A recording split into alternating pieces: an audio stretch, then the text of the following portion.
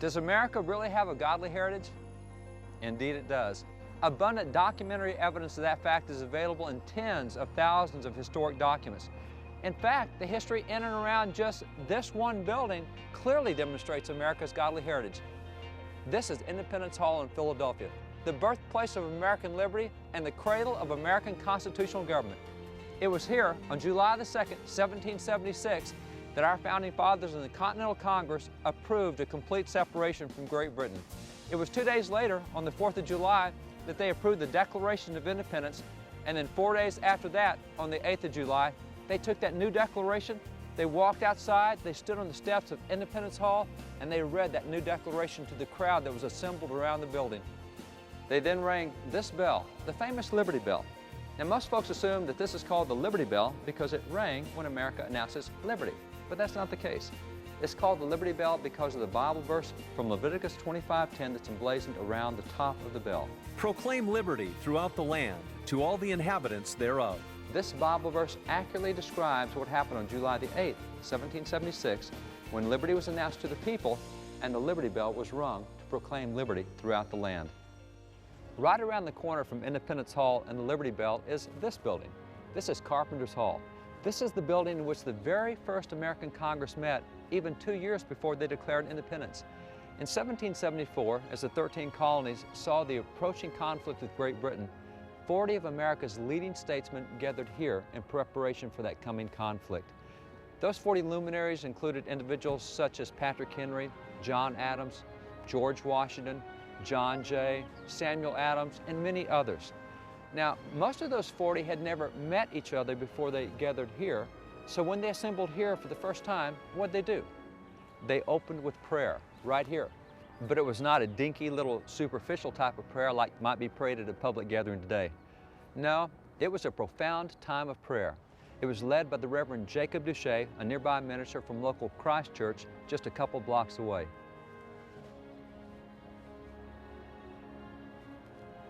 This is the Reverend Jacob Duché's church. This is Christ Church. This is the church where many of the founding fathers worshiped and where many of them are buried. In fact, there are 7 signers of the Declaration buried here, including Benjamin Franklin, Benjamin Rush, James Wilson, Robert Morris, and Francis Hopkinson. And signers George Ross and Joseph Hughes are also buried here.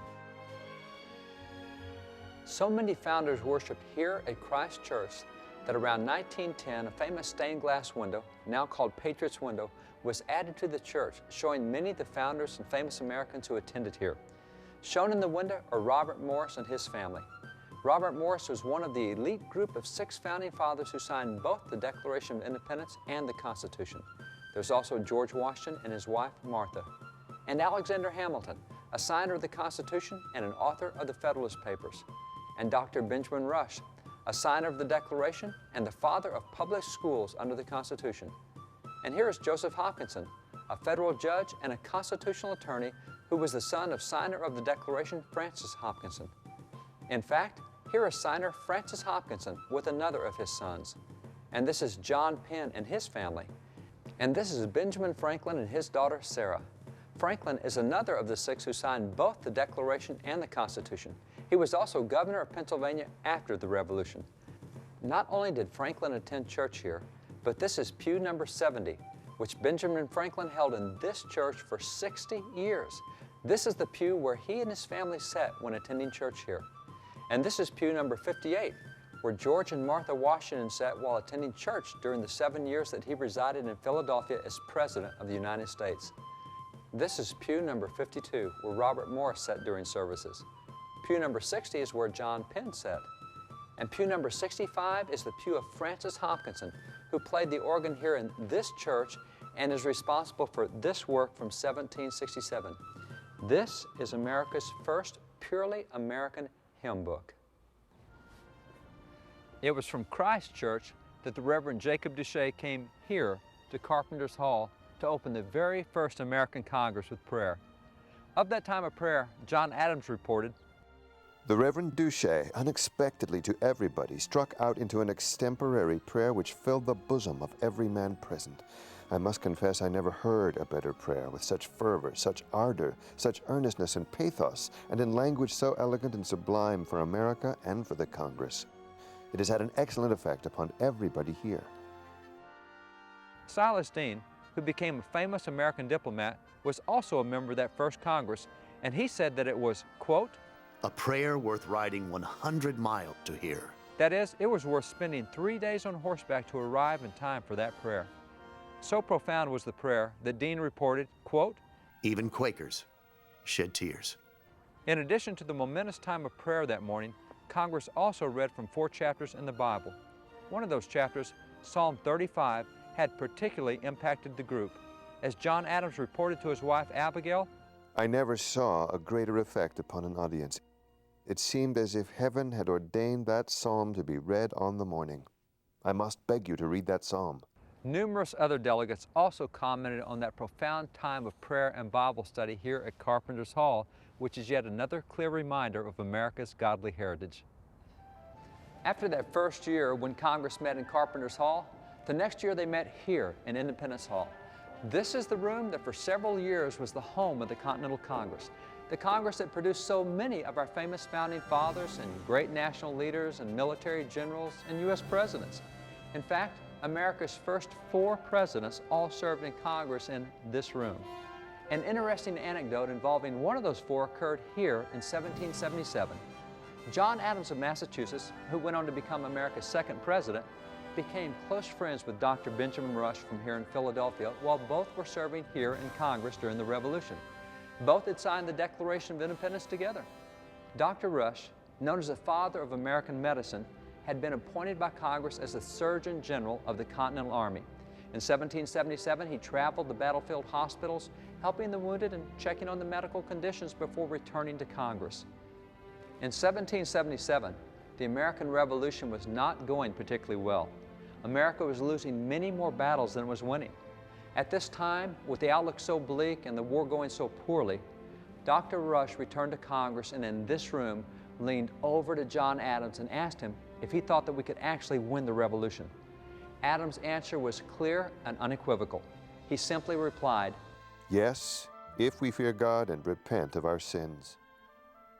Most Americans have never heard this account, but it's another part of our godly heritage, and it's characteristic of the tone so often manifested by Congress in this room.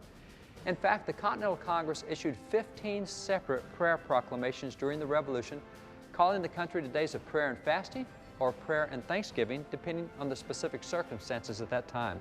In fact, here are 3 of those original prayer proclamations. These are 3 of the 15, and these and the others were characterized by explicitly Christian language. And recall John Hancock, the president of the Continental Congress who presided over Congress in this very room? He signed the Declaration of Independence with his big, bold signature. He went on to become the first governor of Massachusetts. And here is a prayer proclamation that he issued. Notice that this is for a day of public humiliation, fasting, and prayer, and is characterized by explicitly Christian language. Hancock issued nearly 24 such proclamations. Calls to prayer, including the many calls issued by the Continental Congress in this room, were a frequent occurrence during the American Revolution. But this is another part of America's godly heritage of which few Americans today have ever heard. Just as the Declaration of Independence was approved and signed in this room in 1776, so too, 11 years later in 1787, the U.S. Constitution was written and signed in this room. But few today know that virtually every one of the 55 founding fathers who framed the U.S. Constitution were members of Orthodox Christian churches, and many were outspoken evangelical Christians. Few today know that of the 56 founding fathers who signed the Declaration of Independence in this room, nearly half had received degrees from schools that today would be considered seminaries or Bible schools. Few today know that it was signers of the Declaration of Independence who started the Sunday school movement, as well as numerous Bible societies and missionary societies. And signers of the Declaration were also responsible for penning numerous religious works and publishing several famous Bibles, including this one, America's very first family Bible, and also this one. This is the first translation of the Greek Septuagint into English. And then there is this one. This is the first stereotyped or mass-produced Bible in America, and all of them were done by signers of the Declaration of Independence. As a matter of fact, This Bible from 1782 is an important part of the history of this very room in Independence Hall. Before the Revolution, when we were still British citizens, it had been illegal to print English language Bibles here in America. We used only those Bibles that the King approved. But with the final American victory over the British at Yorktown, we were finally free of that policy. Robert Aiken, a local printer, therefore approached Congress asking permission to print English language Bibles on his presses here in Philadelphia. He pointed out to Congress that the Bible would be, quote, a neat edition of the Holy Scriptures for the use of schools. Congress approved his request and appointed a congressional committee to oversee the project. In late summer 1782, the committee reported back to Congress that the Bible was ready to print.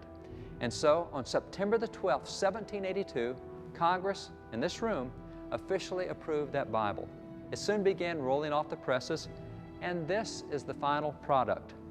Originally, some 20,000 of these Bibles were printed, but today only about 30 are left in existence. This is now one of the rarest books in the world. This is the first English language Bible ever printed in America, and in the front of this Bible is a congressional endorsement declaring, whereupon resolved that the United States in Congress assembled recommend this edition of the Bible to the inhabitants of the United States. This famous Bible for the use of our schools is the product of the action of Congress in this very room. Concerning this specific event and the Bible it produced, one early historian observed, "Who, in view of this fact, will call in question the assertion that this is a Bible nation?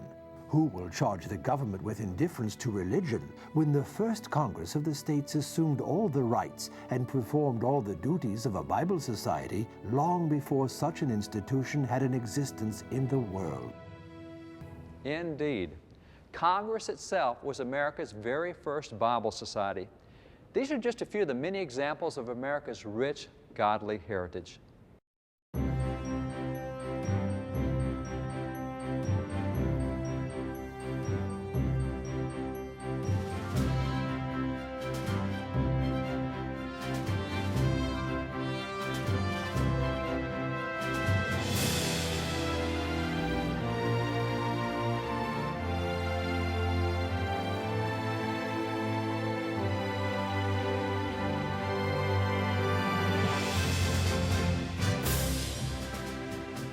Another well-documented part of America's godly heritage that few know today involves George Washington.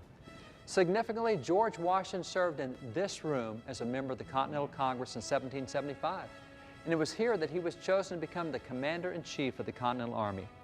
12 years later, in 1787, he served in this room again as President of the Constitutional Convention, presiding over the writing of the U.S. Constitution.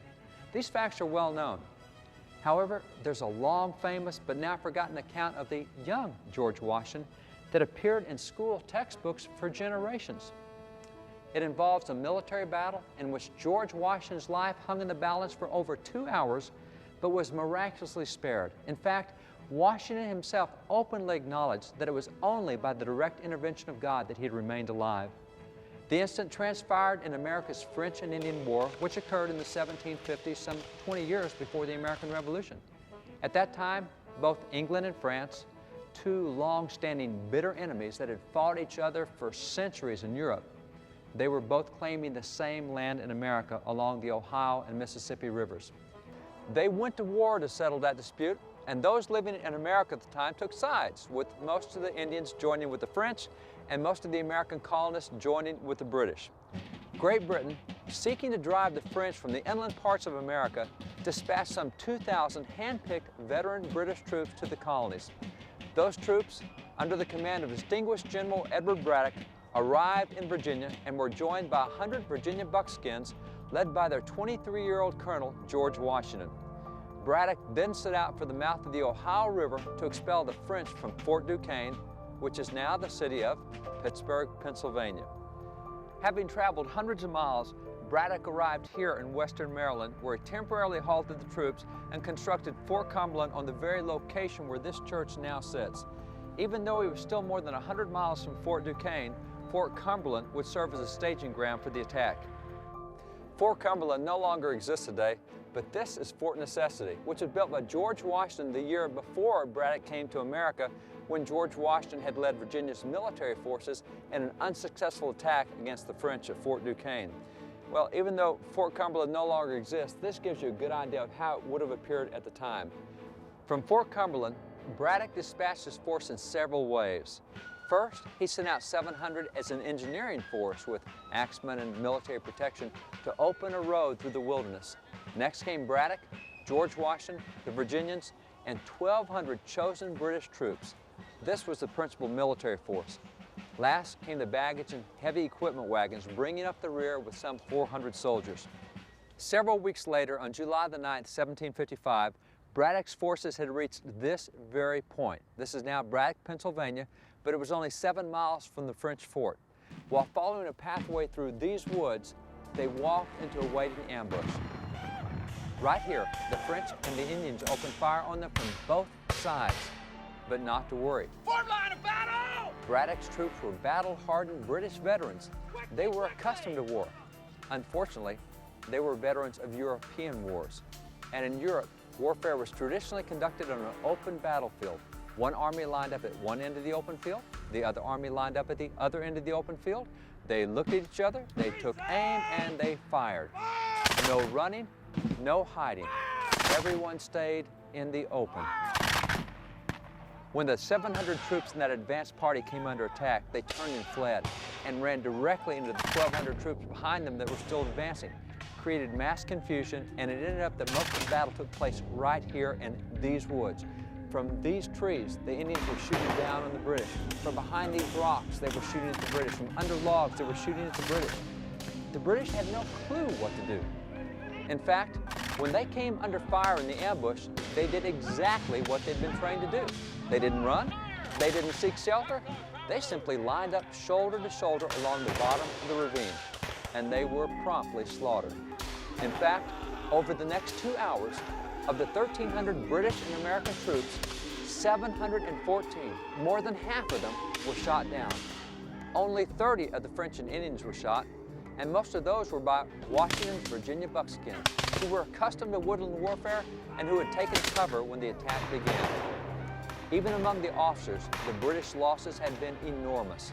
Of the 86 British and American officers in that battle, 26 were killed and 36 more wounded. George Washington was the only mounted officer not shot down off his horse. He was the only remaining officer left on horseback. And he had been particularly vulnerable because throughout the battle, he had courageously ridden back and forth along the front line of the troops, delivering General Braddock's orders first here and then there. Late in the battle, General Braddock was seriously wounded. Washington took charge, gathered the remaining troops, and led them back to Fort Cumberland. Along the way, Braddock died. And on his death, Washington performed the role of military chaplain, reading the funeral service, offering prayers, and reading scriptures. Braddock's body was then buried here, and wagons were driven over his grave so that the Indians could not find his body and desecrate his remains. Washington and the remaining troops arrived back at Fort Cumberland on July the 17th, 1755. During the week-long march back to the fort, word had spread across the colonies that the slaughter of the British and American forces had been complete, that the entire force had been wiped out. So after his safe arrival at the fort, Washington wrote a letter to his family, assuring them that despite the reports to the contrary, he was still very much alive.